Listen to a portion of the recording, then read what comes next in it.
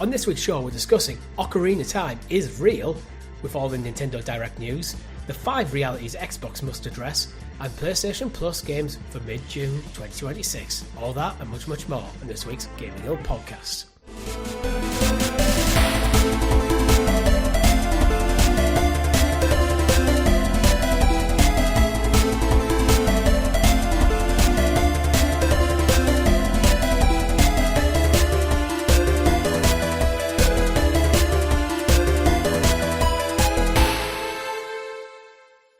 Good game, everyone, and welcome back to the GamerGuild Podcast, your weekly show where we round up all the week's video game stories and news for your listening or viewing pleasure right here on youtube.com/GamerGuildTV and up there in the digital cloud on your podcast platform of choice. I didn't say service. I heard it. I do read the Discord. Your podcast players for this week are the Arcane Rogue, Mr. Chris. It's coming home. It is indeed. I hope so. Where are you at on this World Cup? I'm pretty low on it and interest. I mean, it's got a lot surrounding it, but I do think that's it's part that of the once problem. Once the games start and come thick and fast, because remember, we get to a point where there's like 5 games a day, whereas we're just in that slow, like we're recording on a Friday, so it's currently only day 2. We've only had 2 matches, one at 3 a.m. in the morning and one that was at 8 o'clock. So I think when we start getting them at like every other couple of hours, there's just a random game on. And England start playing, and the kind of, because we've got 48 teams, right? There's like 100 plus matches, so it feels different. The political side of things feels different. The time zones and the heat and these water breaks, man. I know the players need them, but they don't half break up the momentum of just watching it, let alone playing the game. So that's going to be interesting how they manage that. But I'm sure once we've had a few drinks and the victories start coming, the goals start bagging them in, I think hype will begin. Part of it for me is probably because England haven't started yet. Yeah, it just feels like we're not in the tournament yet. At the times of our fixtures pretty much universally suck. I think they do for everyone. I think I was talking to a guy, Scotland's game, I think against Haiti, is one of the 3 a.m. ones. It's like, what are your plans for that? Do you just go to bed and wake up and go, oh, we won? Or do you stay up and watch it and be shattered so you're not really watching it because it's 4 o'clock in the morning? I suppose there's nothing much you can do about it, though, because you're going to have to pick the schedule around the host countries. Mm-hmm. And unfortunately, one of the teams are going to get shafted. England, relatively, isn't that bad. I think our games are either 8 o'clock or 10 o'clock. 9 and 10. But they all seem to be like, oh, it's 10 o'clock on a Wednesday. Well, I'm not going to go to the pub at 10 o'clock on a Wednesday. I know. And they won't even let us have school off either anymore, Richie. No. Was it Japan, Korea, where we got like the morning off or something, I believe? Yeah, they don't do it. I anymore. guess you've got global time zones as well. You've got Japan and South Korea, so like you've got to kind of factor in the whole global audience. But yeah, I'm sure once it starts, good, especially when we go out for drinks on the Panama game. We'll be shit-faced before we actually get to the actual match, so that'll be fun, regardless of if we win, lose, draw, whatever. Yeah, we'll see. So, good crack. But yeah, I think it's just one of them where it feels like, because the tournament hasn't feel like it's started yet, although I did watch the first game. I don't know, it feels like quite muted in general, really. I'm not hearing many people talk about it. It'll build. It'll build. It always does. So once you start hearing 3 lions, and shout out to everyone from Scotland as well who tunes in, because I always like the home nations to all do well. We'll see you in the final. Hopefully we'll see you in the final. But I don't even know if I don't even know if that's possible. But I mean, if they both win all their games, then anything's possible. Depends where the bracket falls, because the bracket's awfully complicated. Again, I think this is the problems of this World Cup is they've overcomplicated the bracket systems by adding extra teams, but not quite enough extra teams to have a full extra round. So it's just the whole thing feels messy, and then it's across 3 countries. Messy. It's across 3 countries, and while it is in Canada and it is in Mexico as well, it feels very much like a US tournament. Well, anyway, yeah. Because they're the loudest. But yeah, I hope that all teams do well from the home nations, unless they play each other, then it's England all the way. So best of luck. We're a few days in when this goes live, and no doubt you'll see our hype levels evolve, because it's on for like the next 6 weeks, doesn't it? Until the 19th of July or something, so we'll give you updates, everyone. You'll see our highs and lows of the tournament, but we'll try to keep it to games, I think, because we know not everyone's into soccer.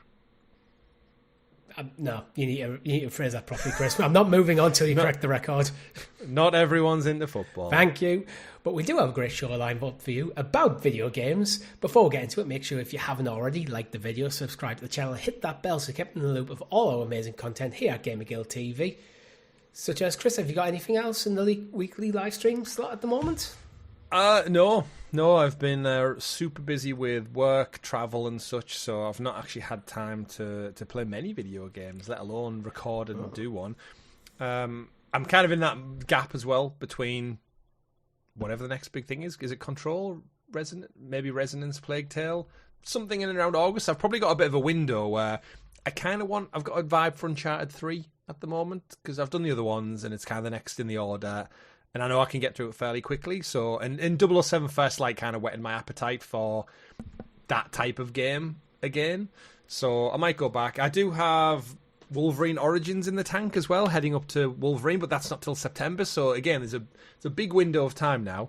I do have Hi-Fi Rush still that I got that came from Limited Run Games. I don't know if you were on the podcast when they sent me 2 copies. Yeah, I think it was. Baxon. I do have an update on that. They emailed me and said some people may have been sent 2 copies by accident due to a shipping error. Please could you send 1 copy back, believe it or not, and we will give you a £10 gift voucher to spend on the website. Go figure. What do you think I'm going to do in that scenario? Probably not send it back and just sell it. Hell no. It's your business mistake. I'm not going to eat the cost and spend my time to go repost this back, print a label and repost it back to them for a £10 voucher when I have a game sat there worth £40, £50.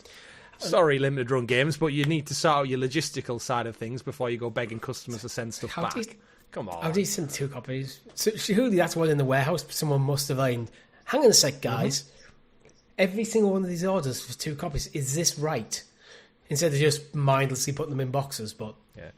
I mean, I could see them getting quite a lot of orders like that. Like, one to play it and one to keep as a collector's. Like, if you think a limited run, there probably is people who keep them for like, profit and stuff. But you can't go asking customers to send them all the way back to the United States because of your mess-up. Yeah, like, come on. So, I ain't doing it. Sorry. I'm just looking at games that are coming out in the next month or so. Black Flag Resynced, July. Yes, actually, that's a good shout. Yeah, so I've got a couple of weeks till that, about a month till that one actually. That will be on my radar. I'm waiting for Ubisoft to dish us out the code for that one, so we'll see. Indeed. But yeah, nothing else. Not fancying something like Pragmata from a few months ago. Maybe. I'm trying not to spend as much money on games at the same time because I've got a holiday coming up, but... That's fair. Me too. I mean, I've got some Resident Evils in the bank as well. I've got 2, 3, and 4 Remake to play, and now we've got Code Veronica on the horizon. I've got ample to pick from. I just need to spread out the deck of cards and actually make a decision. How about yourself? I'm playing Control. I started last week, but we didn't really have time to touch on it. Of course. How deep into it are you now? I am. I've just got through the Blackrock Quarry. That's kind of the last major story beat I've got. Nice. Enjoying it? I am. I feel like combat is a bit... I don't know, sometimes I feel like I'm on point and other times it just all falls apart.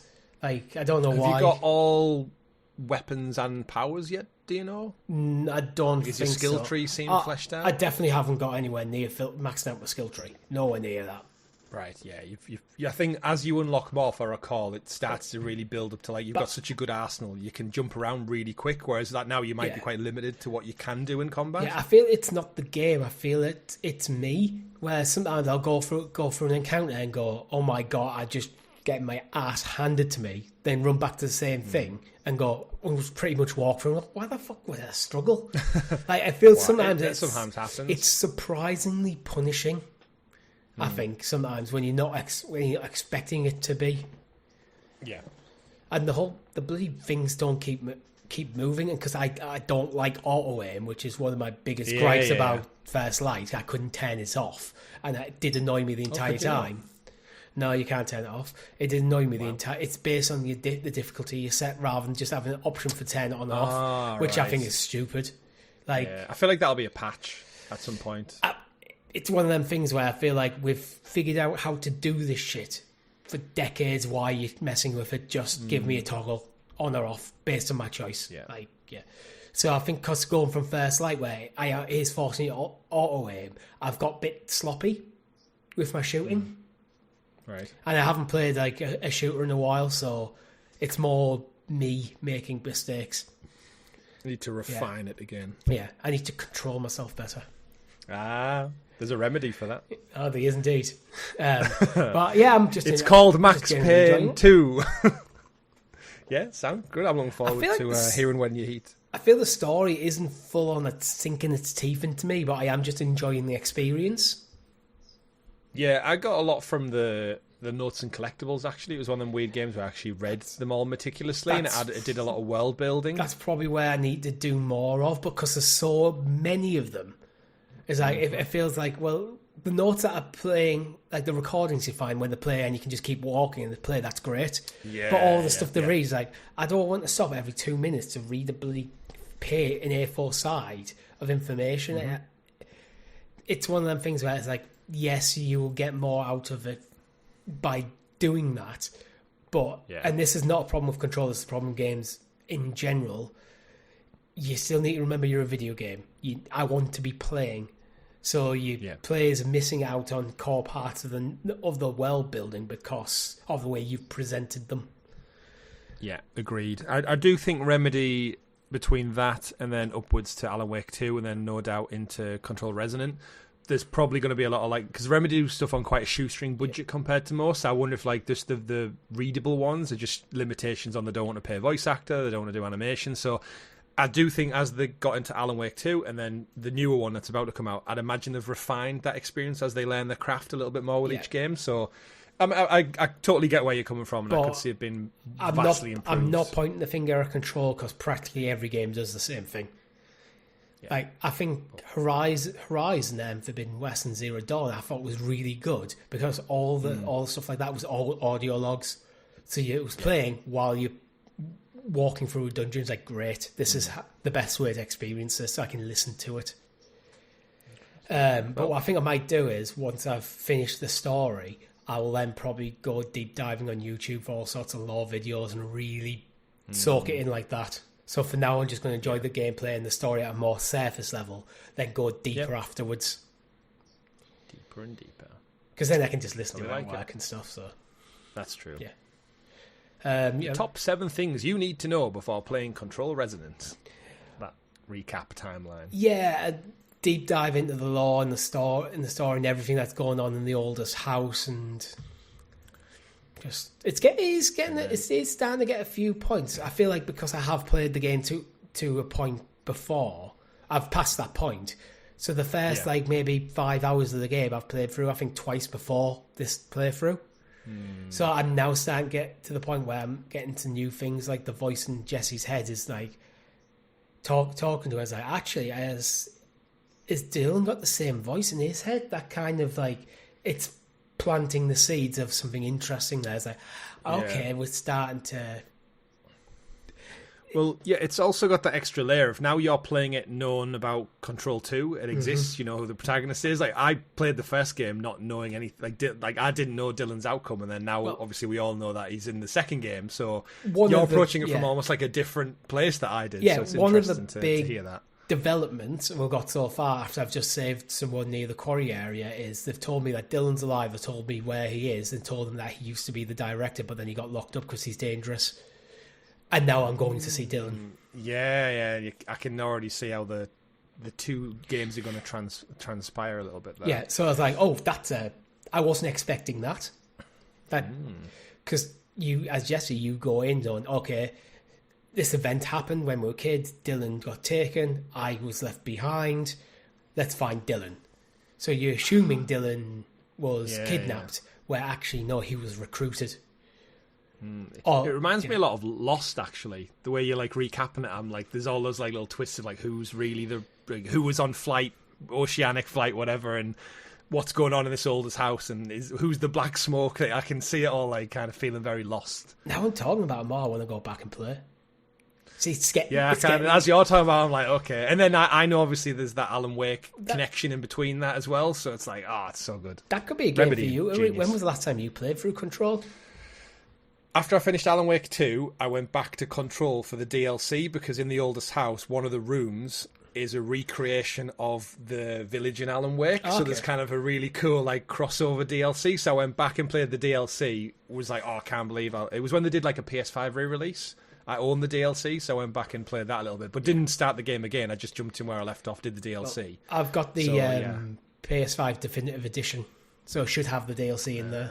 The Control DLC, not the Alan Wake DLC, because isn't there Alan Wake 2 DLC that goes to Control and Control DLC that goes to Alan Wake? Yeah, the FBC are all over in Alan Wake, as you'll know more now. So it's loads of cool crossovers. I think one of the agents you meet in Control 1 is actually in the Alan Wake DLC. So there's really cool Remedy crossover. So very interesting shit. Awesome. Have you been playing anything? No, a bit of Astrobot with my daughter. She does like Astrobot. Spyro. She does like Astrobot. A bit of Spyro the Dragon as well. But no, I keep meaning I want to start 007 First Light with my wife, but we're just trying to find the right time when we're both awake and when you have time to sit down on the couch and play for a few hours together. Yeah, because I know she'll love it. So. Time and patience, but I'm sure I'll have started something by next week. Yeah, well, you know what our listeners would love, Chris? You introducing us to the graciously gathered Gamer Guild Gazette, aka the news. The news, and as always, the news is brought to you by our wonderful guild heroes, which you can join for as little as 99p. It pays to keep the podcast versions up on all the podcast platforms of your choice, so then dirty freeloaders out there can get it for free. And it gives you early access to content such as this very show. And Retro Hunt will return. In fact, it has. I've got 4 or 5 videos in the tank. I just keep forgetting to put them live, so there'll probably be a new one up at the time of this. Yeah, we'll call it that. Yeah. Nintendo Switch Direct, Chris. Ooh. Overall impressions? Did you watch it? I did watch it, and I enjoyed it. I thought it was quite good. I actually think all showcases this past week have been good. It irritated me a little bit that they didn't just go on Saturday, so they kind of had we had just the week of game announcements, or maybe last week. Oh no! I think for the show's benefit, this is great. For the actual, having that fake E3, it would have been nice to maybe have it last Thursday. So we got PlayStation, a 2-day gap, Nintendo, 2-day gap, Summer Game Fest, 2-day gap. Xbox. That would have been a nice cadence. But you know what? They went close enough. We've got our news this week, and I'm still waiting for my reasons to pick up my Switch again. But I could say the same thing about Xbox. And there's a couple of things in here which I was like, okay. But most, the ones I'm interested in are coming to other platforms as well. So it's kind of we'll see. I think that's it. I think that's one of the problems when you go last of the major platforms. So a lot of the big hitters that are coming to your platform as well have already been announced. So I found this Direct kind of okay. In the same way Summer Games Fest itself was okay, where there's actually quite a lot of good stuff in there. Nothing bad, but not many things that were really jumping out to me that I wanted to play that are So oddly enough, I found it, despite me pretty much not engaging with the Xbox ecosystem at the moment, I found the Xbox ecosystem by far the strongest in terms of the content they showed. Yeah, I would probably say it's interesting, isn't it? Because you judge the showcase as a whole. Yeah. But then sometimes when you look at the games individually within, it's an absolute banger of a showcase. But then once you extrapolate, some didn't have dates on, some we'd already seen, and you can't really judge it as a one solid product because it has so many different avenues. But although for me, I found it's absolutely fine. If I was right, I am 100% about the Nintendo ecosystem. Bought a Switch 2 on day one. I don't engage with any other platform. This is actually, I think, a very strong one because of some of the games from older generation consoles like the PS4, PS5 and stuff that have making its way to there. You're looking at things like Lies of P, is coming across. Metaphor Fantasio has come across. Warhammer 4K Space Marine is coming across. You got things that are going to pad out the library, things like the Kingdom Hearts Collection 1, 2, and 3. They're coming across. There's Stellar Blade coming across. That hasn't made its way to Xbox. They seem to be open to it, discussing, but there's quite a lot of stuff there that have adding to the catalogue. So if these are games that you're interested in because you can only afford one platform and you're all in the Nintendo, now you can have them. Yeah, it's definitely a flag in the ground of like, look what the Switch 2 is capable of. Yeah. And I think we know that the fact that Resident Evil Requiem runs on it fine, like really well on it as well. So I think we've missed that point where Switch 2 is like separate from Xbox and PlayStation conversation. It's keeping its pace with the PS5 and the Xbox Series X. Yeah, that's where it's currently sitting. They just need to like pad out that library, like you said. So I do think there was a lot of filler that was like, it's great to have, but as someone who probably played or was aware of these games 2 to 3 years ago now, it is kind of a lot of like retreading familiar ground for someone who's fortunate enough to have all consoles. I've not been limited by patience or exclusivity or anything. So you know what I think you're kind of looking for? I know you already have a Switch 2. You're still looking for a system seller. Yeah, I got it with Donkey Kong. I enjoyed Super Mario World, right? That was the newest one? It was Mario Kart World. Mario Kart World. Oh, yeah, not Super Mario World. Mario Kart World. I'm still waiting for like that 3D Mario or Pokemon. Which is, Pokemon is rumoured to be next year, I think, for Wind and Waves. Yeah. But part of me is still kind of hoping out maybe you get a remake title this year. Yeah, like something. Because I did feel like they had a good, strong first-party showing, as Nintendo always do, because they lean heavily into it. But I did feel like it was missing that. There was no big mascot game. Like, there wasn't even any updates for Mario Kart World. Shall we go into Let's go into the biggest reveal. Legend of Zelda Ocarina of Time remake. It's real. It's coming in 2026. This year, but I was disappointed with how this reveal happened, to be perfectly honest, because it's been very, very heavily rumoured that it was coming, that it was going to be at this Direct. And I feel like it was a weak announcement. They didn't really show anything. But considering it's a 2026 game, and we're already mid-2026, we don't have a release date, and we don't have any gameplay footage, and it was basically... Here's a little bit of narrative, and then a shot of Link sleeping, which is the opening of the game, and then I was hoping for that, like, kind of sizzle reel to kick it there. Transition to some gameplay. You've got that, setting up the narrative. Okay, you're like, oh my god, yeah, this is definitely Ocarina Time. Yes, this is Link sleeping in his tree house in the forest. Like, here we go. Then I wanted to see that sizzle reel of like with the full on orchestral score from the game going, but it didn't have that. And then because we don't have a proper release date, and not even a commitment to a Zelda Direct coming next month or something, where I feel like fair. Yeah, it's the same as someone who's not played it. It was like the tapestry build-up with the great voiceover that was like taking through going, however, there was a one particular boy. You're getting me, it was building, and then it was building, yeah. Who did not have a fairy. And it was like, oh, it looks lovely, great artwork showing off. And then, like I said, even though I haven't played the transition to the real one, it was like, oh, this looks a lot better. And you saw the Triforce on his hand, like all the little granular detail. I saw all the little hints of the skull going. It's like, you get me there. It's like, the reason I think I'm a bit, oh god, I can't believe he did it this way and he didn't just full sell it, is because I want this game so much. And this is my system seller. And you've instead of going, right, what I wanted is I want a full showcase of the game, just that sizzle reel of various different areas, all the different areas in the game you go, with the score going behind it, and then going, here's your special edition Ocarina of Time remake Switch 2. It's coming out in November. Richie, you buy this fucker. That's what I was hoping for. Absolutely. It's all the tease without any of the payoff. It's like, oh, look at this sexy lingerie I bought you, else you'll see it at Christmas. It's like, what? It's June. That is not fair. And again, it was the one last thing as well. It's like, oh, your one last thing. What is it with showcases and not really landing the one last thing very well? Yeah, I don't understand. I don't think they get it. Yeah. But I saw IGN's podcast, like, even just going into, like, the detail of, like, he has fingernails. Yeah. The detail is the detail of it. And I think that's what I do like is the art style is, like, different from what we've seen from the other Zelda remakes. So it seems like close enough, but it's going to be, like, uniquely distinct. Ocarina of Time for the N64 era was a fairly realistic art style. Mm-hmm.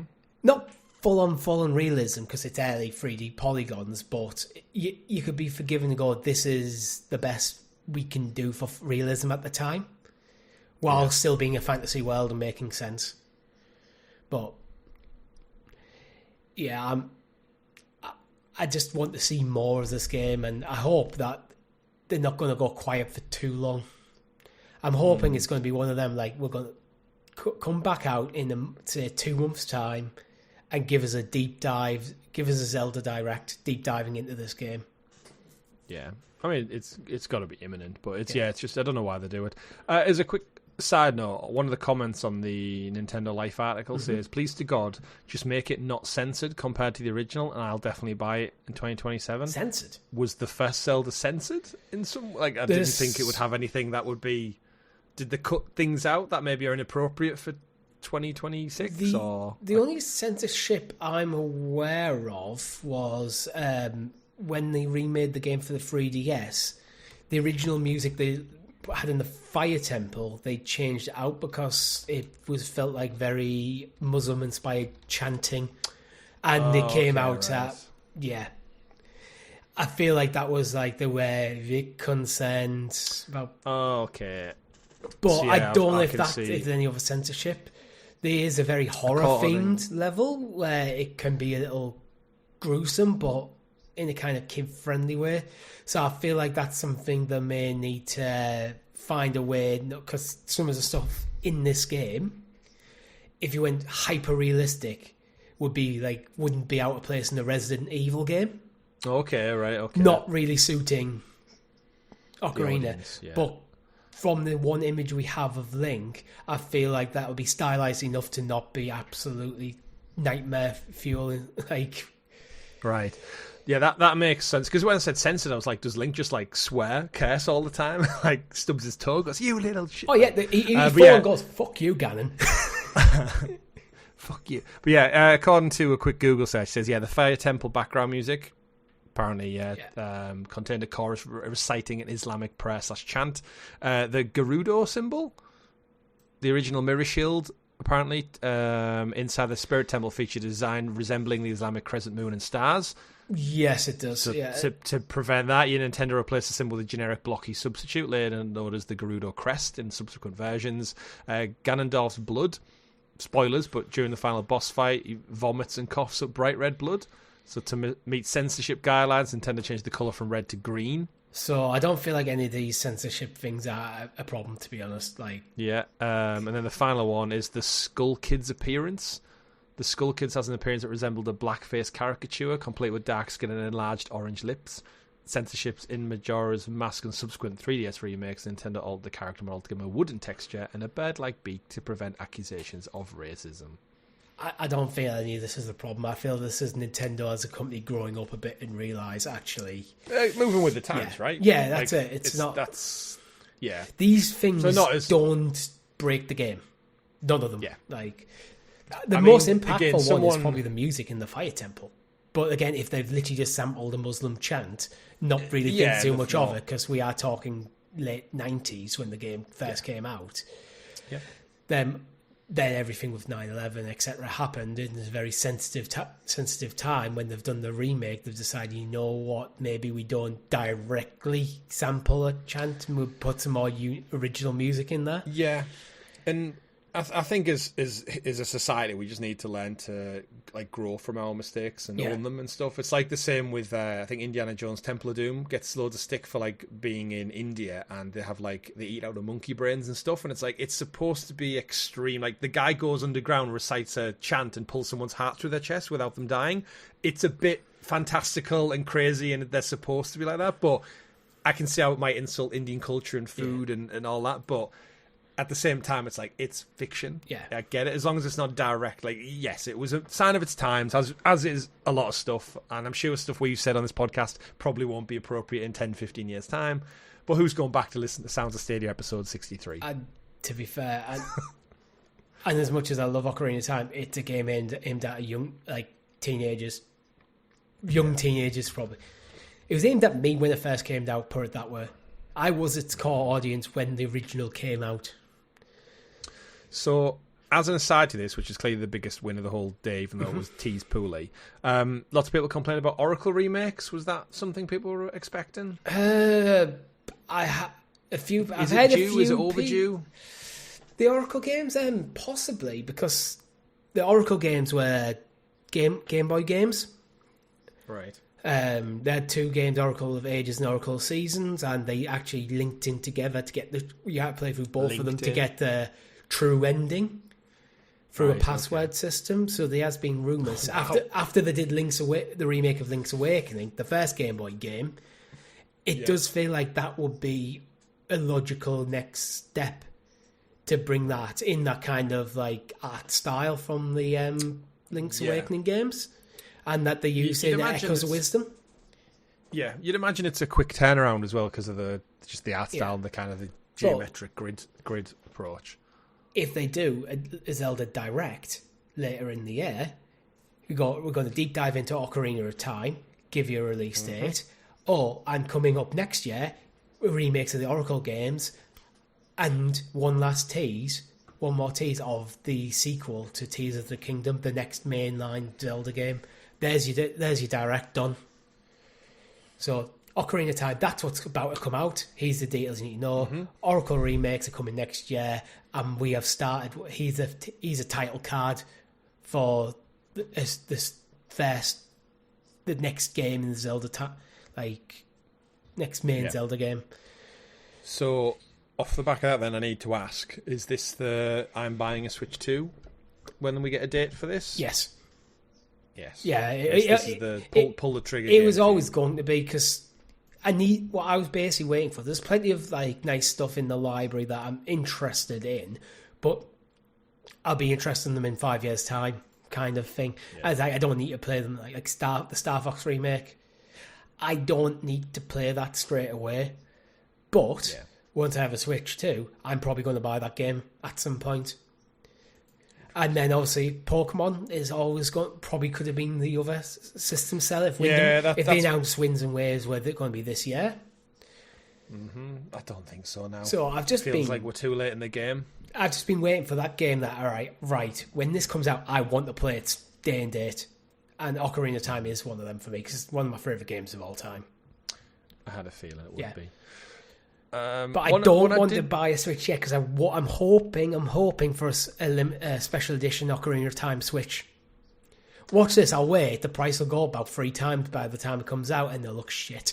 I'll go buy a standard one. Yeah, I mean the font is gold for this game, so that might impact the new layout. Moving on from Zelda, I'll tell you which one did stand out for me as a nice pleasant surprise. It was actually the reveal from Square Enix of Final Fantasy Resonance. Oh yeah. So I'm looking forward to all my musical inspired games with Resonant and Resonance, and now I've got another Resonance to play. It's the year of Resonation, I guess. But yeah, they showed off a new entry in the series with those sexy HD 2D visuals, turn-based battles, and I really got that itch that I enjoyed from Sea of Stars. And I've enjoyed the look of who's the kid with the million? What, Elliot? Is it Elliot and his Millennium Tales? Yeah, Adventures of Elliot. I enjoy the look of that. Tales, Adventures of Elliot. However, now I see this with a Final Fantasy overlay, and I was like, all right, and okay, and it's not like a remake. Yeah, exactly. Yeah, Final Fantasy Resonance is cool. They've not numbered it. They've not made it a remake of X2, 5, 7, nothing like that. It's just a brand new fight, and I'm like, oh, this is the first one that's kind of, I feel like, came out that's a new one in this style. And I know Square Enix can turn these over quick because we've had 2 Octopaths, Elliot Tales, now this, so that they're able to churn these out at quite a clip. Octopath Zero was last year, wasn't it? Or was it this year? Also, we've had three of them, and Millennium. And then Tales. Adventures of Elliot, the Millennium Tales is this month? It's imminent, yeah. It's imminent. Yeah. And then Final Fantasy, It's coming yeah, out. it says it's going to have featured characters from all across the Final Fantasy. So Cloud, Titus, I'm sure there's a bunch. Hopefully we get Clive in there. But yeah, they say the brand new HD 2D Final Fantasy adventure featuring turn-based battles the franchise has been known for in the past. Features strategic battle system, dramatic story and cutscenes, voiced characters, and even the ability to traverse an overworld via chocobo and airship. Final Fantasy Resonance also pays tribute to all the games in the mainline series with recruitable visions, in quotes, in the form of classic characters like Cloud, Terra, and Clive. Oh, sweet, I was right. Who can join battles and unleash special moves, and it will launch on Switch 1 and 2, 22nd of October. So this is a good one for you as well, Richie. I know you're quite hot on Millennium, not Millennial. That's a very different story. I am. I don't know when I'm going to have time to play it, though. That's my only thing with that game. It's on my list of games I want to play, but I don't know when I'll quite fit it in. But Elliot, yeah, one, yeah. So if you were to pick between the two, if you get your Switch come the end of the year and they're both there on sale, would Final Fantasy sway you towards? Because they're both going to be fun, great. They're probably going to be solid 8 and 9s, right? Just based on history. We do have a date for Final Fantasy. It's 22nd of October. Millennium Tales is the 18th of June. So come the 22nd of October, if I had to pick between them, I probably would go Final Fantasy. Just because it's a known quantity and the legacy, right? There's a difference, though. Millennium Tales is more of an action game. This is more of a turn-based game. Right. So depending on your preference there. Yeah. But it's nice to see Final Fantasy is a franchise that's been slowly moving away from the turn-based stuff. And I always remember thinking 16 doesn't feel like a Final Fantasy. As much as I love that game, it does not feel like a Final Fantasy game because it felt very much like a Western RPG. Mm-hmm. Rather than a Japanese one. Nat's actually playing at the moment, which is what kind of convenient because it's now currently fresh in my mind after watching her play it.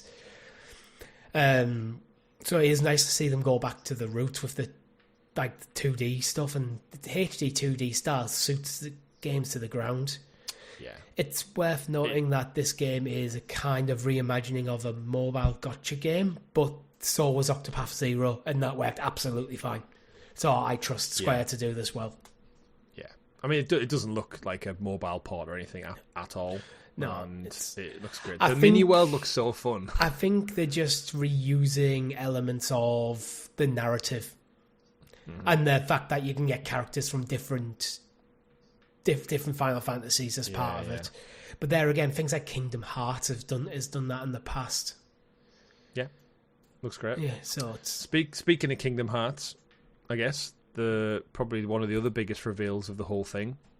We got some form of trailer for Kingdom Hearts 4, which actually I think your girlfriend's probably the best place to talk about this because I know she's played many of them. Whereas the ones I've always looked at and think, man, you need some commitment to go on this wild adventure. Final Fantasy meets Disney meets. When you hear people talk who are deep in Kingdom Hearts lore, they're even like, I have no fucking idea what's going on here.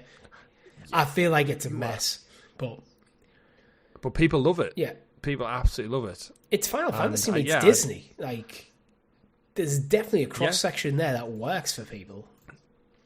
Well, we did get the tease ahead of time of the collection of Kingdom Hearts 1. HD 1.5 and 2.5 remix with HD 2.8 final chapter prologue and Kingdom Hearts 3 plus Remind all bundled together. I feel I'm starting to understand this a bit better. So the 1.5 and 2.5 are kind of the remasters of 1 and 2. Right. If only there was a better way of them showcasing that to their audience. Yeah. 2.8... I'm guessing that is extra, like a DLC to 2. A patch update. Yeah, it's such an odd name. And then when you get a free, you got Kingdom Hearts 3 and Remind, which is DLC. That makes sense.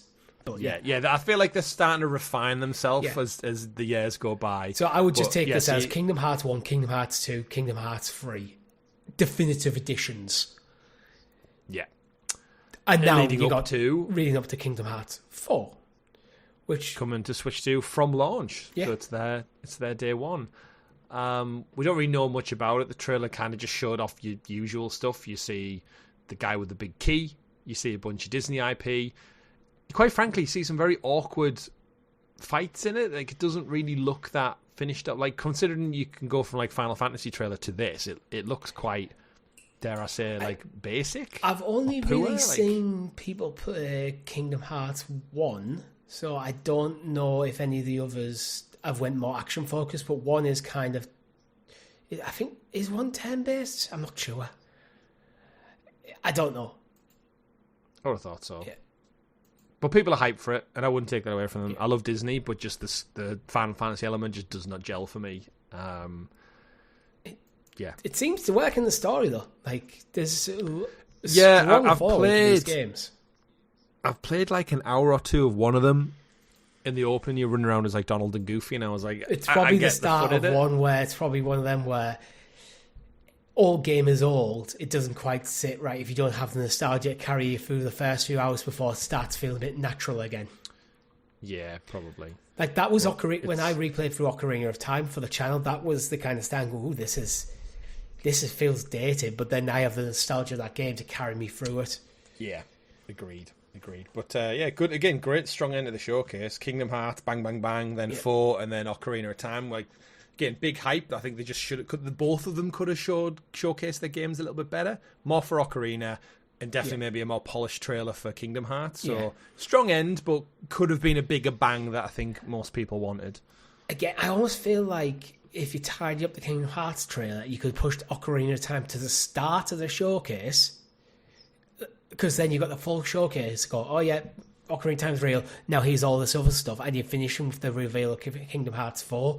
I feel that would actually work better without actually changing anything. Just that slight order shift. Yeah, agreed. And then in and amongst all this, as you alluded to at the start of the show, we got a lot of ports finally coming over. So I think we've got Onimusha, Way of the Sword, confirmed for the same date as the other launches. Dragon's Dogma 2, Stellar Blade, the original one, Rayman Legends Retold, which we saw at the PlayStation State of Play. That's also coming day one. Just having a look. Lords of the Fallen 2 is also coming this autumn. Lies of P Complete Edition, Devil May Cry Devil Hunter, which is the Complete Edition, all coming over, all being ported. Minecraft getting over, Metaphor ReFantasio coming over as well, Space Marine 2. So there's a lot of good shit coming, but again, this is where when I was watching it, I feel like you and me covered this like 2-3 years ago when the games actually came out. We did the reviews for them. Yeah. And it's like, great, 100% fantastic to get a port. The fact that it's now portable and probably runs great. And it's essentially going to be the complete version of every single game. So if you've never played them before, that's huge to you. I feel like we're getting to the point now where you could just go all in on the Switch 2 as your only platform, and you won't feel like you're missing out too much. Because, yes, you'll miss out on things like Wolverine, and you'll miss out on Gears. But then you also have Ocarina of Time. And you'll have Pokemon, 100%. Which you don't get on them platforms. So I feel if in terms of third party, Nintendo's finally showing parity, and it's building up its library as well. So it's good. And you've got things like Fire Emblem, Fortune's Weave. Yeah. Coming up. I've never played a Fire Emblem. I feel it's one of them games that one day I will have to just go, right, I need to play a Fire Emblem and see why these are so revered. Fire Emblem's one where I look at and similar thing, I probably have a great time with it, but there's been so many of them now. Yeah. And I'm detached, and I don't have the time, I just have to appreciate them from a distance. Yeah, but, 17th of September. I like the name. The more strategy-based RPGs. But then you've also got Xenoblade. Genesis was announced. Coming 2027. For the Sega? Yeah. So Xenoblade Genesis, I believe, is the 4th game in the Xenoblade Chronicles. Or maybe it's the 5th game, because it's Xenoblade Chronicles X, Xenoblade Chronicles 2, and Xenoblade Chronicles 3. I've never played any of these games, but they've been on my radar for a while because of the Metacritic scores. So Xenoblade Chronicles Definitive Edition, 89. Xenoblade 2, 83. Xenoblade Chronicles 3, 89. Xenoblade Chronicles X Definitive Edition, 87. The original Xenoblade Chronicles before the Definitive Edition was 92. They're up there. there's something about this franchise that I feel like I may need to experience once I have my Switch. Yeah, it definitely seems like one of those that they've eluded me, but they've clearly scratched that itch for the type of genre they're covering. We did also get confirmation that all 3 are on Switch now. It was like a stealth drop as well. Yeah. Although they did stagger the physical releases, I feel like they did like an awkward release where they put all these they put about 6 dates up on screen at the same time, and it was like, whoa! For like 10 seconds, you barely had time to like read what was there. Before like stagger dropping them. But yeah, I think the first game's available now digitally. The physical one comes at the end of July. The second game comes at the end of July digitally with the physical of the first one, with the physical version of the second game coming on the 1st of October, and then on the 3rd of December, 3 comes both physically and digitally. So they had the big reveal, and then they went, dates. Enjoy. Oh, and by the way, there's a new one. And it was kind of like, oh shit. Like, if I was a Xenoblade Chronicles fan, I think I'd have lost my mind, but been so confused in the hysteria of it all. Not knew where to go. But that's some very high praise. I'm really glad they've done this. Maybe they should have given these a couple of a trailer each. Or just had all 3 dates up on screen at the time. So he's a big splash screen, like with all the dates that's coming. All out now, digital release there, bang, bang, under each like heading. So to keep it a bit tidier. But as someone who's like... Great stuff, though. Who feels like, I should give this a go, having 1, 2, and 3 coming to the Switch before Genesis. That's only going to be a good thing for me. It's like, I'm going, okay... Now, when I buy my Switch 2, all the games are going to be there. Right. I'm not sure about X, though. I wonder if X is like a spin-off or something. Let us know in the comments. I don't want to dig too deep into Xenoblade Chronicles at the moment, but I don't know whether it's a direct sequel or it's a spin-off or...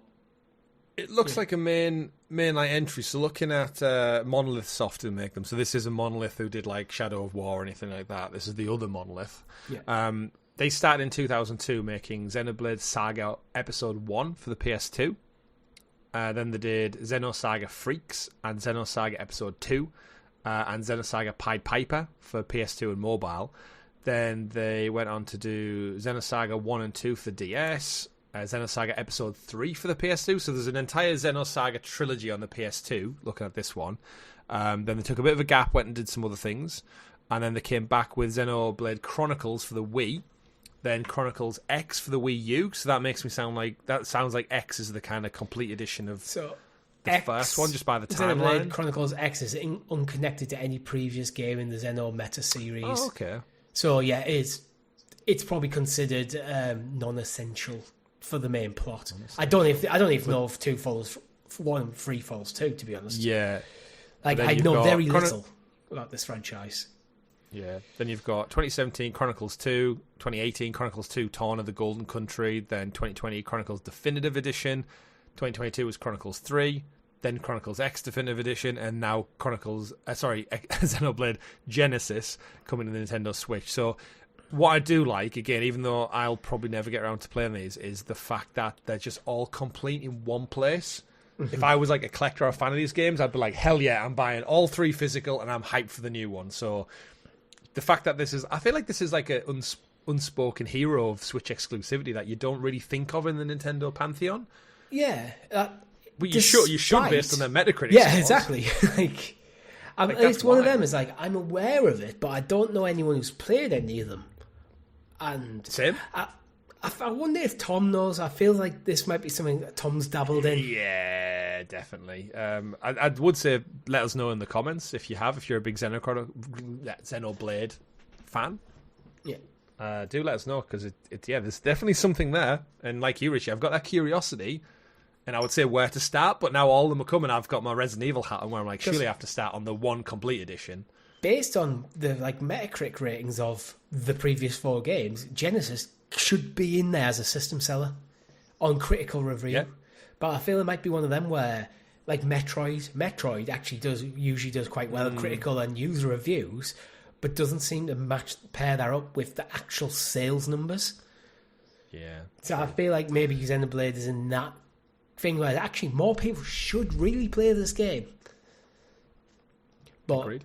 I'm interested. Yeah, same. There was a good mix of stuff we knew about, but got kind of like little updates from like first party. I think Pokemon Pokopia got its kind of big underwater expansion teased.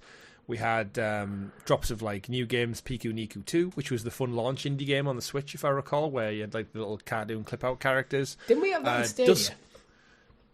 No, I don't think so. I think it was we had something similar. Actually, we might have done. Now you're saying it. Yeah, maybe. Lost the time. And I think the biggest disappointment for most people was probably Duskbloods, the FromSoft game that's exclusive. They showed loads a year ago when they revealed it, and even though we're a year further down the line, they actually showed less. And all they could tell us was a network test is coming this summer, which feels like a bit of a you could have given us like something more. So I think that disappointed a few people. Although the hype to see it could have had a bit more. And then I guess the only other exclusive one was Splatoon Raiders, which is a different game that's coming from Nintendo. Splatoon are up to 3 entries, aren't they, with that series? So it's one of them shooters that you don't think of, but it's there. And the new one's a third-person shooter. Yeah, I feel it's like a little bit different. Splatoon's always been a third-person shooter, but 1 and 2 were multiplayer game, were like more multiplayer focused. I feel like this is one where they're going, actually, we can do more. People seem to like the franchise.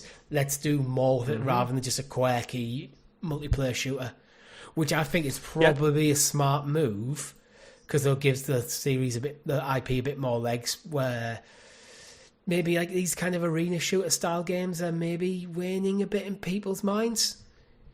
But yeah, I think it adds a lot. If you can kind of build up the characters, because they're always fun and quirky, aren't they? But the fact that this say on the website is primarily a single player and story focused game, unlike the main series. You can choose to play as an Inkling or an Octoling and play their character who takes on the role of a mechanic. And then there's also like shooting, squid fun, and I think it's a good thing for the series. I wish more live service games did this. I think sometimes when I look back at Helldivers, I'm like, oh, you've got such a good game and the loop is fun. Why wouldn't you do like a story-driven bit of DLC where you land on a planet and you've got objectives coming, rather than like jump in and jump out in 15, 20 minutes? Let me land. Let me have a look like for maybe some like notes or objectives or like collect it. Like do the same gameplay loop, but add a bit more world building to it. Right, to make you keep coming back. A 15-hour single player or co-op drop in, drop out co-op story using the same basic mechanics of like Helldivers 2. But then you also keep supporting Helldivers 2. You do a new season content based on the single player game. You could even have like accolades or cosmetics carry over if you complete the game. Going to the whole ecosystem of PlayStation, if you have the platinum trophy in Helldivers single player experience, you get some DLC. You get free DLC in Helldivers 2. Yeah, stuff like that would be a cool way to reward players.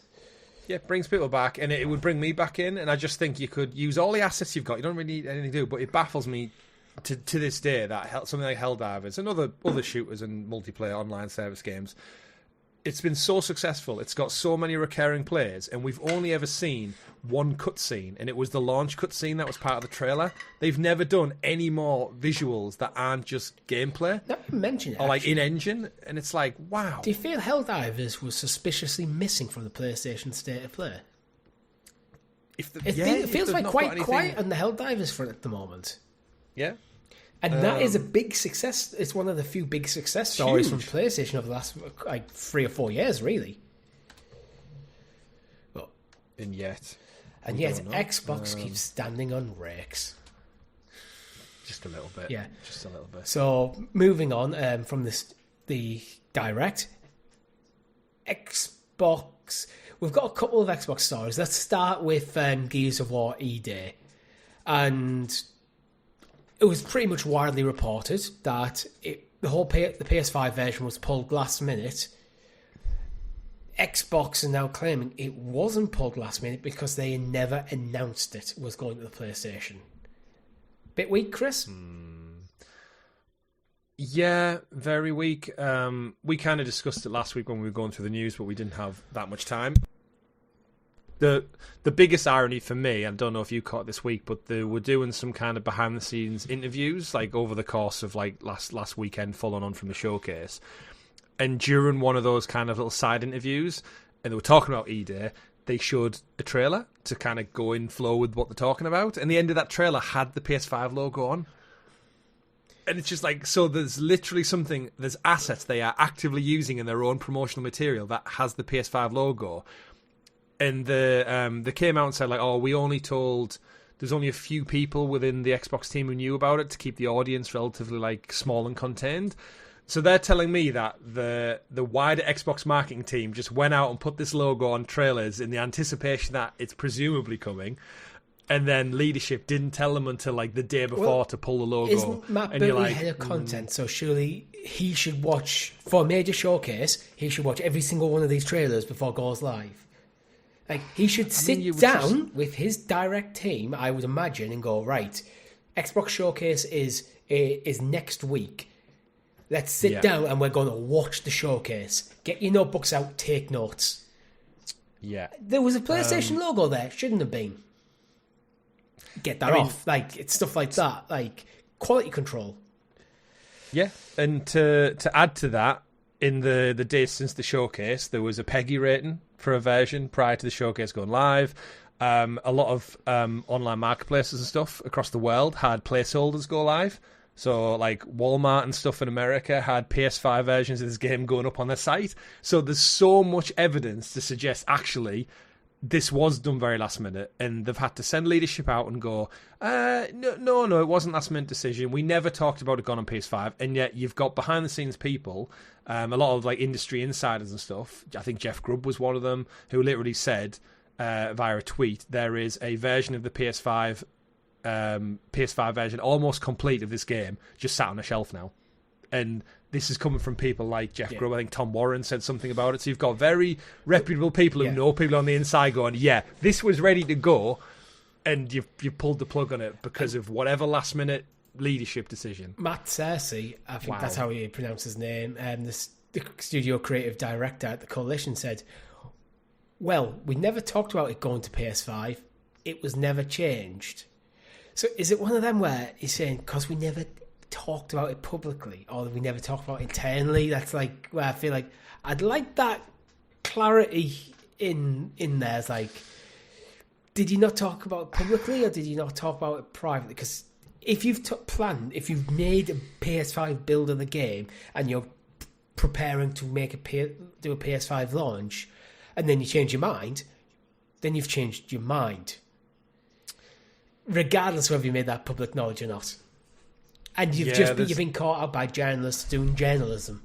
Like, for a change, yeah. It's another quote from Ian Hanbach, who's the art director at the Coalition, said, we're not too concerned about the size of the audience. We've shipped to audiences smaller before, and they're great shooters on Xbox already. So it seems like they're doing a lot of like repair work on the statement. And again, this back to your point about stepping on rakes. It's like, you get the win and you have a great showcase, but you're still not clear enough with it. I think it might have been Matt Booty, it might have been one of the other leadership who came out saying like it's exclusive. I think he quote tweeted it saying like these are not timed exclusives, because a lot of people were saying, oh, it'll be on PlayStation in a year. And then he was going, no, it's not timed at all. I can guarantee you I'm the head of marketing or something. And people are messaging him back, showing an exact same tweet he did when they said Indiana Jones was exclusive, Starfield was exclusive, and he said these are locked on Xbox. And lo and behold, what two games are now on PS5? So you can come out and say all you want, but you've unfortunately muddied the waters by previous track records. And I think that's where we're at now. I'm in the house, and I said it last week, but I'm disappointed it's not coming to PlayStation. I would have bought it day one on PlayStation. It's not a system seller for me. I ain't forking out 600, 700 quid for the next Xbox just to play Gears. I know there's other ways I can play it. I might play it via cloud, but I think part of the reason why everything they're saying right now feels so weak about not planned for PS5 is part of the Xbox official podcast. They show the title screen for Gears of War and it has the PS5 that's logo the trailer on there. I was on about. It's like, this is not like a third-party outlet like an IGN or something, or have put something up that they shouldn't have done. This is Xbox themselves. It does feel like it's like, Asher Sharman's ran out there, put that rake in front of them to step on. And now they're going, there was no rake. It's like, we all saw the rake. We saw you do it. Like, just accept it. It feels like one of them. You just better go own it and going, we've changed our mind. We decided, no, actually, this serves Xbox as a brand better to remain exclusive. Yeah. And I know we touched on it last week, and I'll reiterate it, because I am disappointed that's not coming to PlayStation. As a PlayStation-centric gamer, that disappoints me because I was looking forward to it. I was hyped when we saw the reveal trailer, and as much as I've came to really appreciate Xbox Game Pass and everything they do in their games, I can't help but feel that they've just became like the sacrificial lamb, where the Game Pass sales are going to absorb pretty much most of their player base. Yes, it'll do okay on PC, I would have thought, but I can't help but feel that between this and Clockwork Revolution, it's not enough. And I just think, like, this game, you're sending it out to have poor sales. And I know that's not the metrics, and the team are coming out now saying, oh, we've sold to smaller audiences before. But it's just like, oh, but the money's there on the table, surely. And if the game's already practically ported, judging by your marketing materials, what I really hate, and I hope Ash is not doing, and the rest of the wider refreshed Xbox regime, is they seem to be pandering a lot to the kind of vocal minority of Xbox fans who shout the loudest, who go, we want the old Xbox days back, we want exclusives. And they're just going, oh yes, do this, change that, tweak that. We've said over the last couple of weeks, haven't we? She's doing all the right things from an optics standpoint. It feels like she's leading from Twitter, or X, if you prefer, but a lot of reputable people have pretty much abandoned that platform because of a lot of reasons. Not all of them just Elon Musk. A lot of them to do with the ongoing bot problems, the amount of AI-generated slop on there, the push of things like Grok as an AI there. It's just become a platform that's just not reliable. And it just feels like I stopped using Twitter because it just felt like such a toxic place to be. I was like, every time I scroll through, I was like, why am I here? Like, I barely use Facebook anymore. And the only reason I use Facebook is because family members really do. I didn't have that with X, so I when I bought my new phone, I didn't even install it. So it's why actually my Twitter handle is not in the description of this video and hasn't been for a while because I don't use it. Dead to the world. So, like, but she seems to be. General, that's where she seems to be existing, though. She's existing in the wrong place on the internet. And this is where it feels like the timeline it takes to get games out. Is it cut your nose off to spite your face? Is the quote where I feel like great, Gears is going to come out, Clockwork's going to come out. Both look like great games, and they're going to do okay. Is that enough? Is that enough to shift? I think they're just because. But then again, to follow up with. Everything else is on PS5. Play Halo in July. Play Forza at the end of the year. Play Fable in the new year. You've literally got one pillar of your legacy brand that you're leaning on still, and you've got one new game that's an unknown. It looks good from In Exile, but it's an unknown quantity. Is that enough to sell more Series X's, really? To play devil's advocate here is the direction Xbox was going, everything is an Xbox, put the games absolutely everywhere. Under Phil and Sarah Bond, seemed like they are very much sprinting to Xbox just becoming a publisher. Asher Sharman seems to be 100% set on Xbox being a full-on console platform still, and the moves she's making seem to be in service of that. I think she's getting some of the information from dodgy sources. She seems to be hearing the majority of fans. The majority of fans aren't using Twitter. Sorry, they're just not. Like, you'd be better off serving gun to places like Reddit or, I don't know, email. Put a survey out. Put a survey out via the platform. But, crucially, give people a reason to participate in that survey. You participate in the survey, you get £5 store credit for Xbox. Now people have got who fed up with surveys and get every time you play a game. How was your experience? Have a reason to engage you properly. Like... you need to do this marketing properly and not just rely on a vocal minority on social media. Yeah. But I do think she is trying to service that goal of Xbox being the platform, and Xbox produced games will be on that platform and only that platform. Yeah. It still goes back to, I feel like the damage is done. And I say that with all the best will in the world. If they want to go back to exclusives and try and turn it around to people demanding Xbox over PlayStation and Switch, like, more power to them. I just think then for the rest of the showcase to go on and go, ooh, Senua, not previously announced to the world. That's also coming to PS5. Spyro, made by a studio you got rid of and then let go independent, then give your IP to make a game. That's also multi-platform. If they were serious, Spyro and Senua should have also been exclusives. Yes. But they're not. For some reason, they're not. It's probably because deals have already been signed. But they're not. They weren't public, so... But it doesn't matter whether it's public or not. If the deals are signed, deals are signed. Well, then surely a deal was signed for Gears. And they've fucked that one over. Again, this is where I theorised last week there might have been a get-out clause in the deal. They have to give a small bag of cash. Wouldn't you then do that to every sponsorship deal you make with competition? It depends. Like, cover your bases? She might have only had the money for one, and she's picked what she thinks is the most likely to be the system seller. I'm theorising, like, it's... Either way, out of 30-odd announcements, to have a bookend of, like, exclusive, but everything in between is multi-platform, it feels like a loss. And I think because they don't have any necessary, like, new IP, if that showcase had 2, 3, 4 brand new things to get us excited that weren't legacy, you're not leaning on Halo, you're not leaning on Gears or Forza, your legacy brands, to push it forward with something new and shiny, maybe Project Helix will have that, but no one wants Project Helix right now. Like, well, exactly. That's but the no problem. one wants a Series X right now. That's the main. Let's go to the next story, because they have they've outlined 5 realities that they need to address in, like, the next 100 days. So, just number one, this I'm reading from Pure Xbox here, who have transcribed a bigger blog post. Number one, over 1 billion players chose to play Xbox and our games each year for a total of 72 billion hours across console, PC, and mobile. Mobile should be completely segmented, in my opinion. Yeah, that's such a conflated number purely because Candy Crush and stuff and PopCap games are Call of Duty big. Mobile. Yeah, like you're talking, the majority of that probably is made up by mobile. And realistically, PC probably you should probably segment these properly instead of putting them into one. But either way, move on. It's a bigger number, right? It's a bigger number that way. So yeah, and streaming, excluding much of China and a few other properties.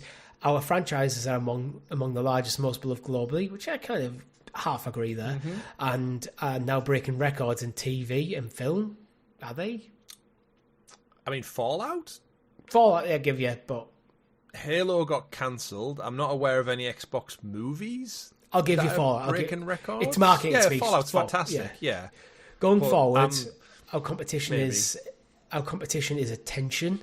There are more great games, TV series, franchises, creators, content formats, apps, etc. than ever before. So that's the first thing she's saying. That's priority one that they need to address. Don't you think that echoes a lot of what Phil Spencer said 5 years ago when he said it's Google and Apple and Netflix who we need to look out for, not PlayStation, Nintendo? Yeah. Here we are, 7 years later. I think it's twofold. It's player retention. You need to stop bleeding customers. When they put the price up of Game Pass, they lost millions of customers, reportedly. So that's not great for player retention. But then you also, if you want to grow your share, then you need to look at how do you get new people into gaming, or how do you get people to pivot from PlayStation to Xbox, or from Nintendo to Xbox. And halfway through generation is usually a good time to do that, as people have been picked okay, I got PS5 at the start of the generation, we're halfway through. Oh, you've got a stack of titles in Xbox. Let's move over. Helix, I think, could have been the thing that could potentially done that, but I feel like where we currently stand with that, that's dodgy. Just because of the pricing of anything, I feel people aren't ready, and the market does not seem ready for another console. They need. Yeah. I think the whole industry needs a lot to change, and I think these companies, all three of them, are smart to just ride out this generation to be the longest it possibly can be. Nintendo have probably got Switch 2 in just before we've hit that point where people are going, nah, mate, I'm not in there. But Nintendo also have that legacy IP. The fact that the Switch 1 was feeling dated as fuck. And there was very much a eagerness for the next Nintendo console, and they give us exactly what we were asking for. A Switch that can compete with current generation consoles.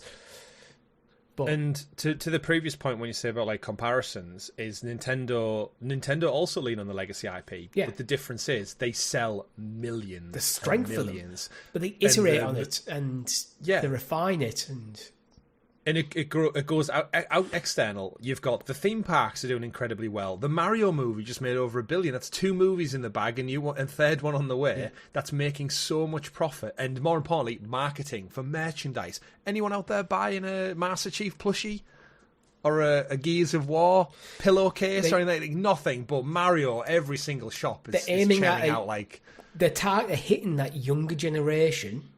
So they're always getting that next generation of gamers coming in, but then because people like franchises are beloved and have that nostalgia factor, I was gushing about Ocarina of Time, a game I played as a child and can't wait for it to be announced properly so I could buy a bloody Switch. They've got me. Yeah.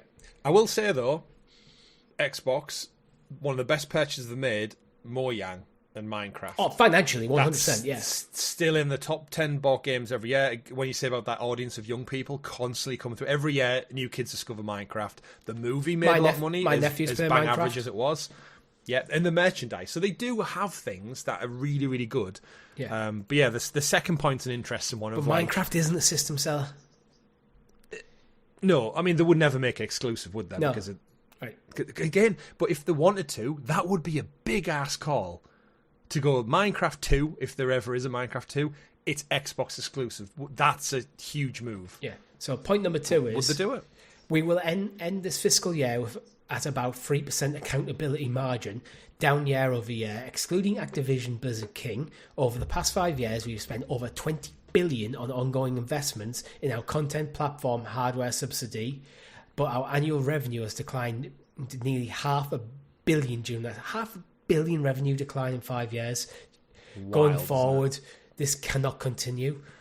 We need to make Xbox more financially stable.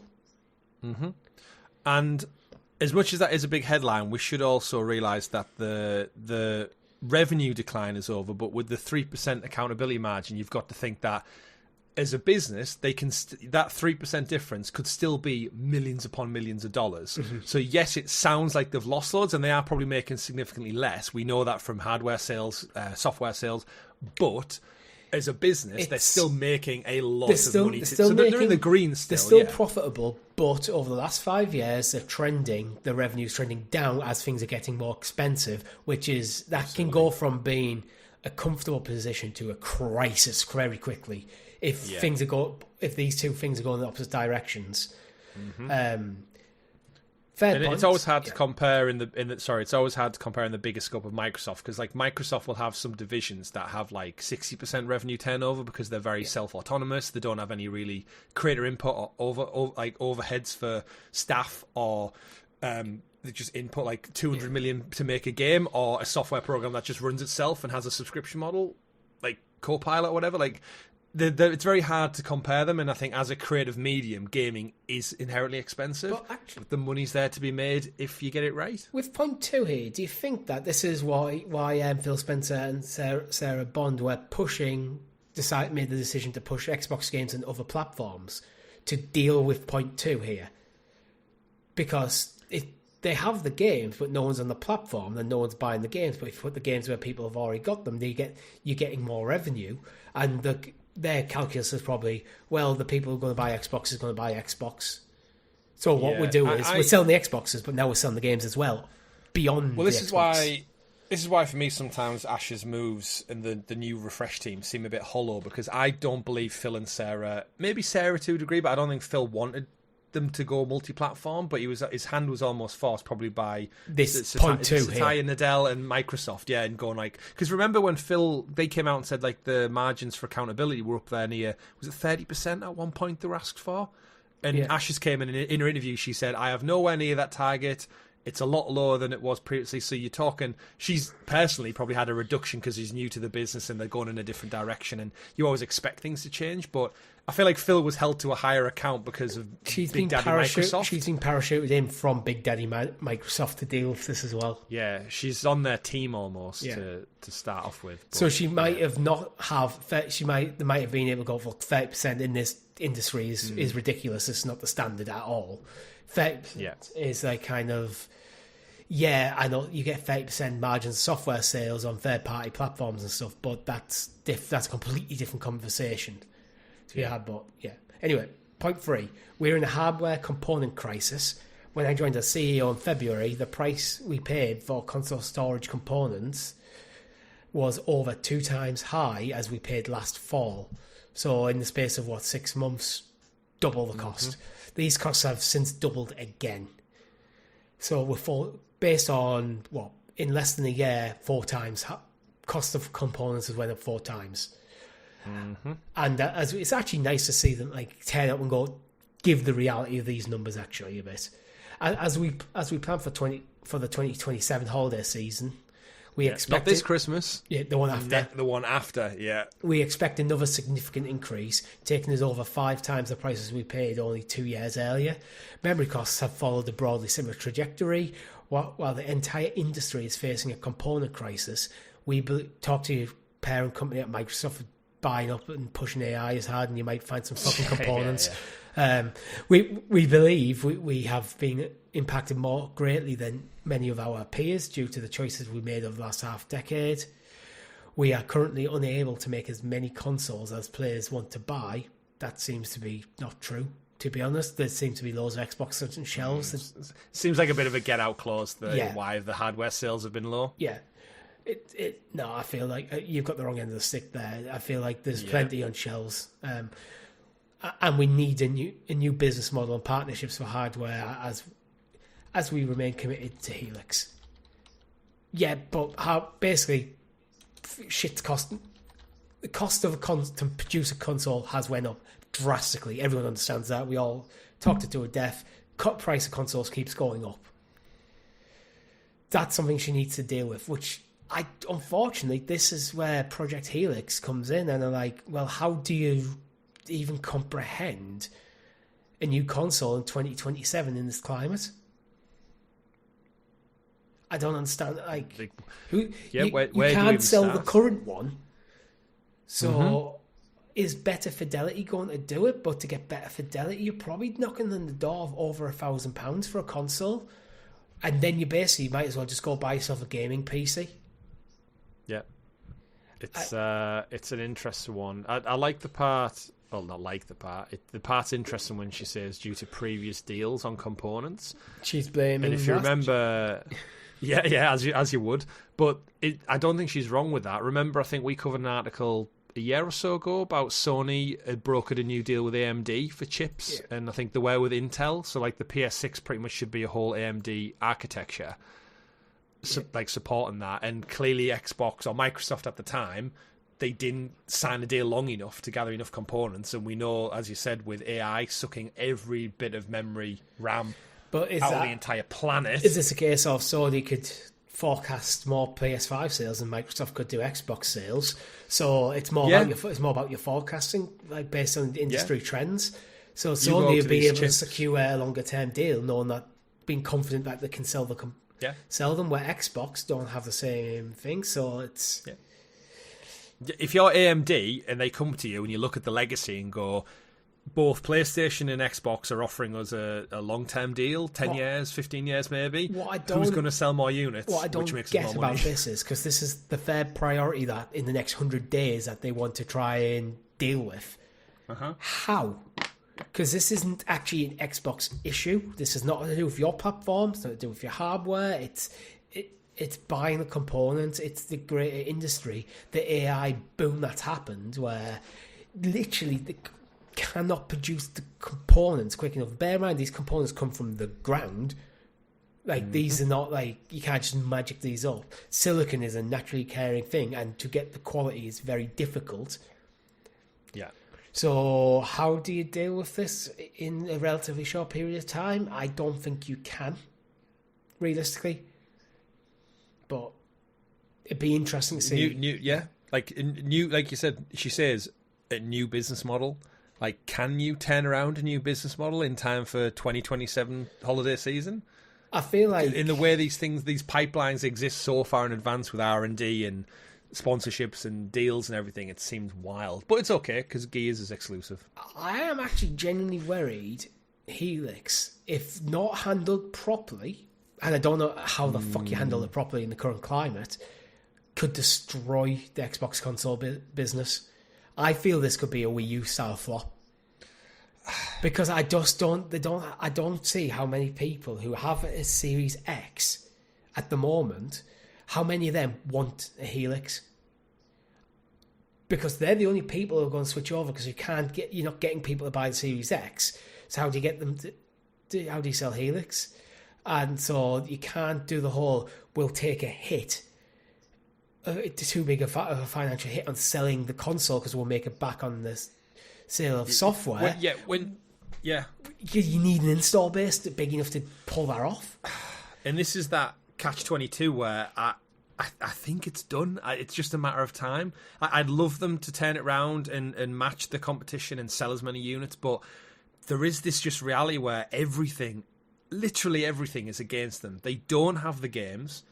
They have the studios, but the time it's going to take them to get those titles out is several years. And like you said, then we're into next gen. Are people going to buy a console that's $1,000? No. I don't know anyone in our friend circle who's got that disposable cash as adults with respectable jobs to just drop that much. The only way I can see Helix working in the next couple of years is if you treat it like an Xbox Series X Pro. So, right, you turn around and go, right, on the launch of Helix, we are no longer supporting the Series S. So any new games coming to Xbox will not have to be compatible with the Series S. Mm-hmm. The Xbox Series X will be our new base standard, and Helix will be the premium version. So you can just extend the generation. Almost extend the generation. Use the Helix to blur the lines, and eventually you'll probably see people transition over. And then you bring out the Helix 2 later, and instead of having these discrete generations, you just extend it, because I feel like you do need to support the Series X for at least 5 years plus, probably 10 years at this point, with the way things are headed, because hardware is getting that expensive. It's a luxury. It always has been a luxury, but it's a luxury that's now it's pricing itself out of people's things, and the Series X is good enough. The Series X is good enough. That's the problem. It's not. I don't feel like I'll look at a Helix and go, that's worth the money. Same with PS6. This is not just an Xbox problem. I am not interested in PS6.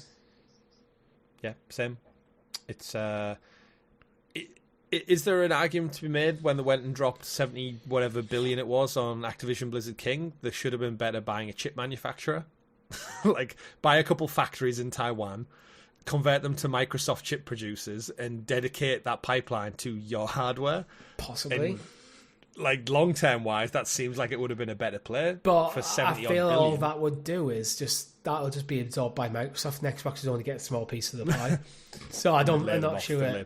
Oddly enough, I actually think the purchase of Activision Blizzard King is probably going to keep the Xbox brand alive, even if the console business dies. Because they are going to sell. They will sell games, and they will eventually fund that itself. That sale will fund itself.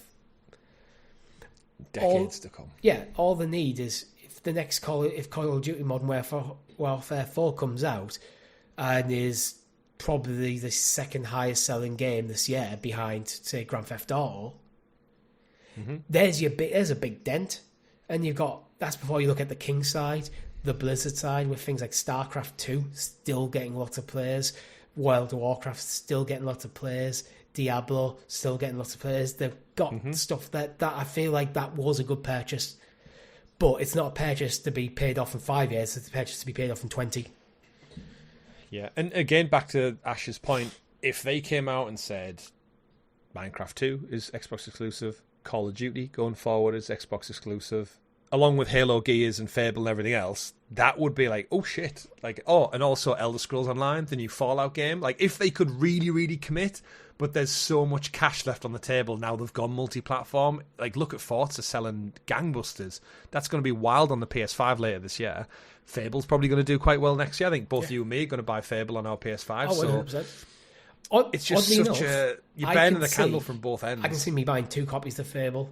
One for me, one for my partner, and then what we did this with Ghost of Yotai. We bought 2 copies of the game, played it at the same time, and then we traded 1 copy in and bought Astrobot.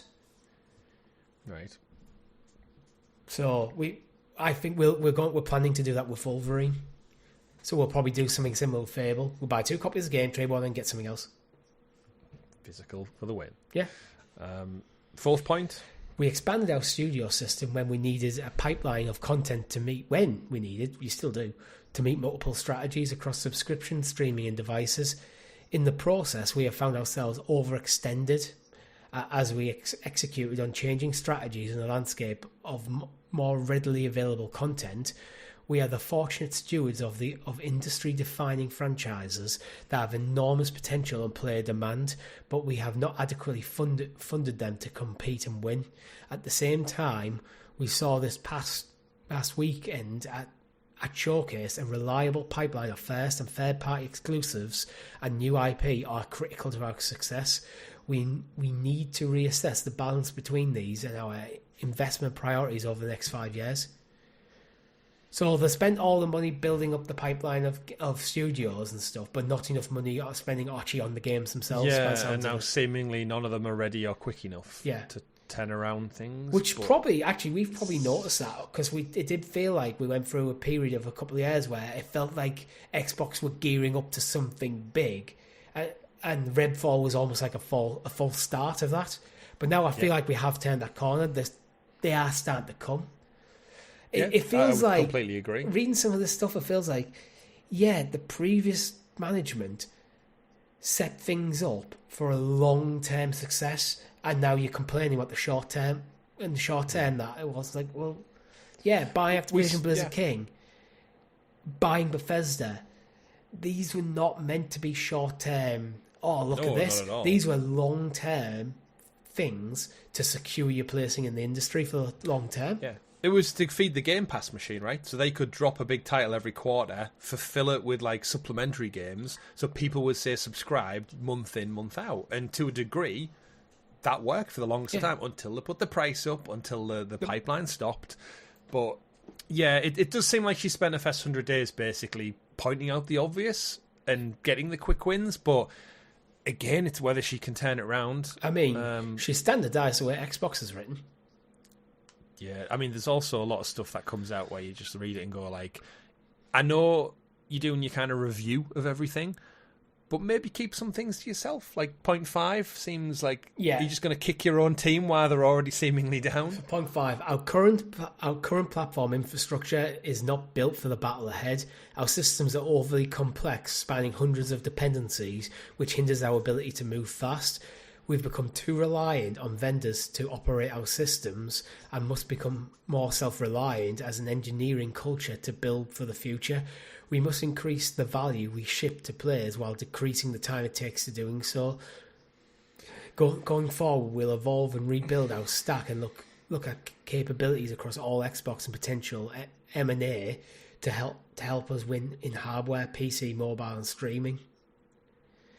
So I think she's talking a bit about the actual Xbox ecosystem itself, the hardware and the content pipeline.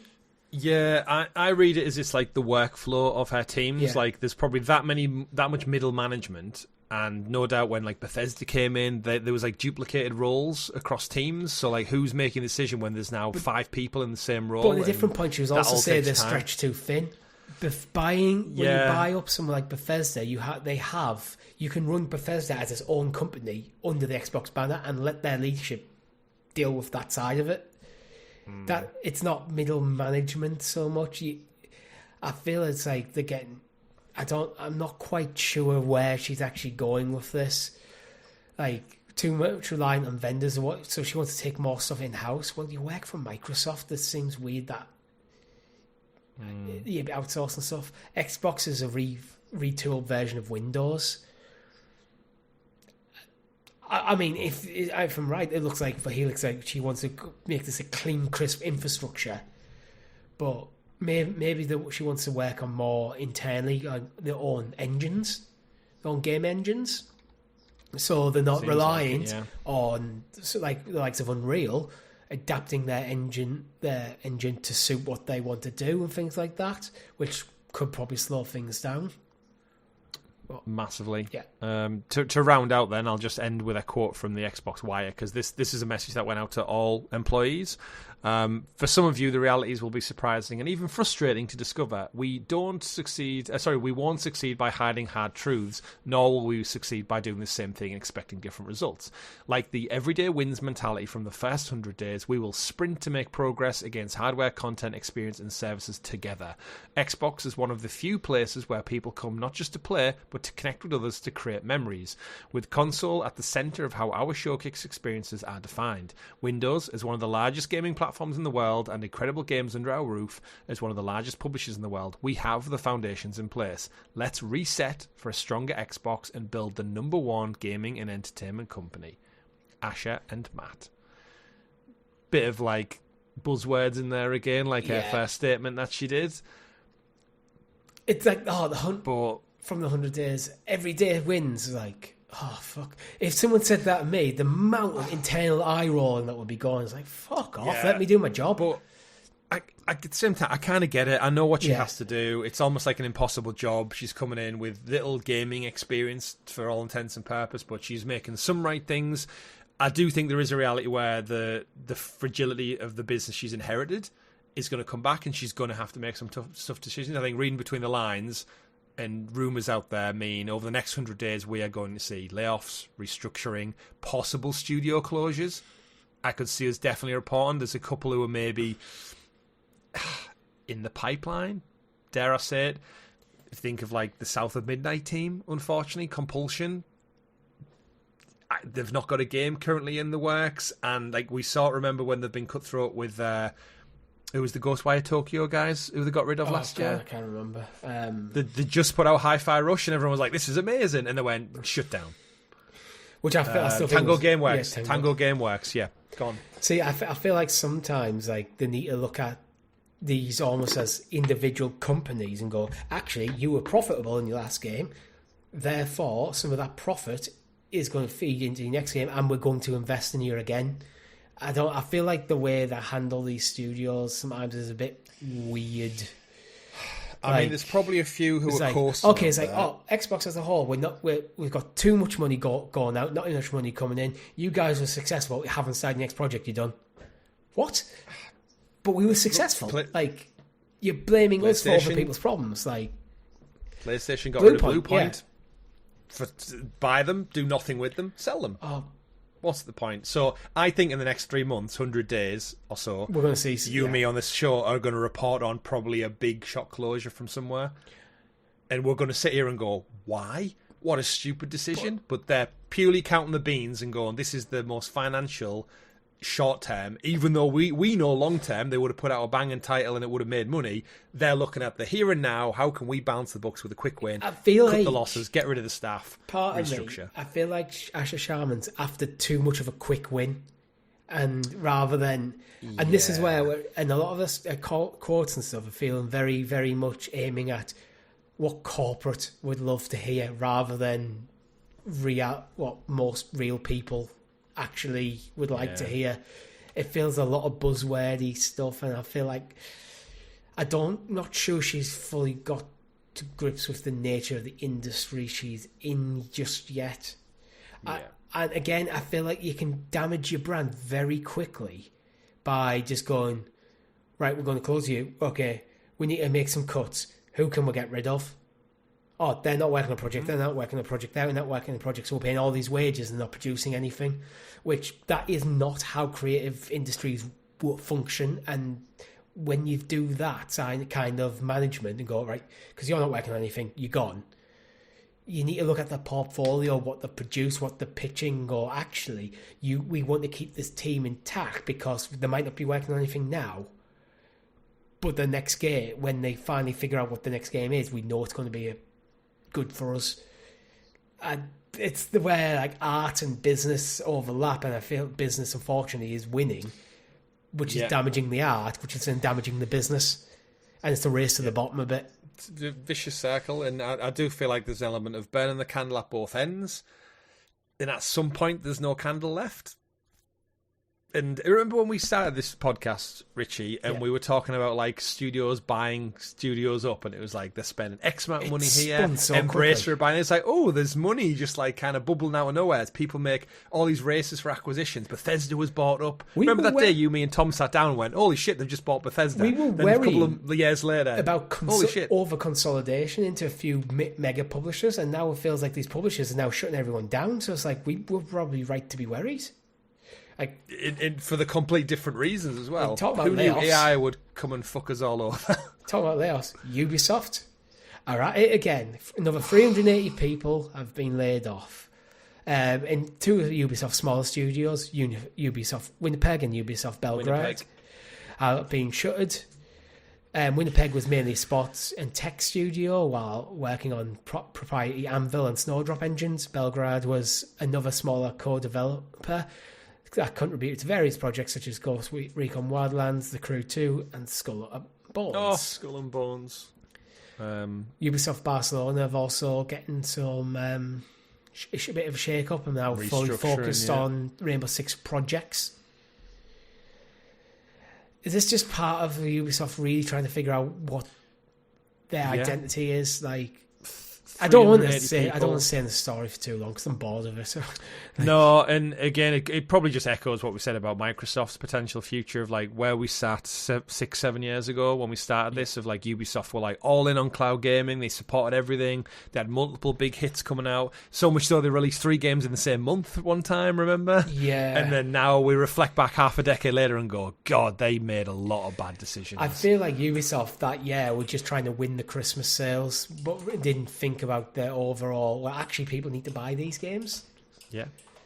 Where we're at. Shall we end this show in a stronger place? Because we have our PlayStation Plus games for mid-June. And I'd say this is a fucking banger edition for solid lineup of games. For your premium and extra games. So, highlight, probably for me, is Final Fantasy 16. Fantastic yet. Oddly enough, as I mentioned earlier, my partner is playing Final Fantasy 16, but she's playing my disc copy. And then I saw this news after she started. It's like, oh. Agreed. But we also getting Sonic X Shadow Generations, which was an update to Sonic Generations, which came out, I believe, last year with the addition of Shadow the Hedgehog to that. It was. And funny enough, I picked up a retro physical edition. Oh, cool. Today, actually, without realising this. So the original Spoilers one, for Retro Replay. I mean, it's not on that one. I don't do that. Just PS1 games. But yeah, £6. Bags you a really good copy of Sonic Generations on the PS3. So I was like, you know what? I've not bought a Sonic game in so long. I'll give it a whirl. But yeah, again, didn't come out that long ago. Really good reviews. Lots of new content with Shadow being added to it. So again, another great game. No, you're in for a treat. It's a good game. Yeah, I think so. Yeah. Kingdom Come Deliverance it's gone, which is I think again a good get because of how well revered Kingdom Come Deliverance 2 is. Yeah, remember these guys are the ones who are making your new Lord of the Rings RPG. Yeah. So if you want a taster of what's to come, so I feel like this is the one where actually, if I had a bit more time on my calendar and still had PlayStation Plus, I could be tempted to give this a go. Life is Strange Double Exposure. A game that I've been interested in a long time, but felt that it was overpriced, which harmed its own self. Same, yeah. I keep looking at it on Amazon and going, not yet, not yet. This is going. I can see me and Nat playing this together. Yeah, it feels like that's kind of game. Like, okay, we'll sit down and play it together. She has PlayStation Plus, I don't, so let's play on her account. Let her get the trophies. Farming Sim 25, Blades of Fire, Black Desert. Yeah, we're getting worse. Yeah, and PS5, PlayStation Plus Premium, Guitar Man. Yeah, I mean, to be fair, Black Desert, with all the hype Crimson Desert's just had, this is the OG. This is the MMO, though. Yeah. So, still, it's a good like kind of cross-market promotion. Guitar Man. But yeah, I think that's a to be honest, I don't think you can complain about the strength of that. Nope. You've got a variety of different games, like Final Fantasy 16, massive, big hitter in there. So, yeah. Love it. Great. And that is all we have time for in this show. We like to round up every single week with this day in video game history, starting on June the 12th. What have you got for me, Chris? For me, 2 games. The one and only Metal Gear Solid 4, Guns of the Patriots, released exclusively on PlayStation 3 18 years ago. Needs a remaster, a PS5 remaster. Well, we'll get there eventually. And Gravity Rush, 14 years ago in 2012, released on the PlayStation Vita. And then eventually got a remaster. Gravity Rush is a cool game. Never played it. I've watched videos and go, oh, this would be fun. Yeah, really good game. Really good protagonist, actually. And they kind of let it go. Moving on to the 13th. I'm not seeing anything interesting. Cadence of Hyrule, 7 years ago. Damn, that was 7 years ago. Yeah. Somehow. 14th, Tetris on the Game Boy, 37 years ago. And the world was that not a launch game with the Game Boy? So the Game Boy must have came out then too, right? Yeah. It's one of the reasons why Tetris is one of the highest selling games of all time, because it was packed in. The year we were born. Yeah. 37 years ago today. Damn. I don't think you can top Tetris. And 24 years ago, shout out to Disney's Lilo and Stitch on the PlayStation.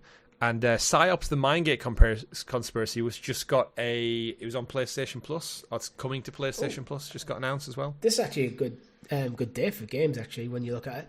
Persona 4 Golden came to PS Vita 14 years ago.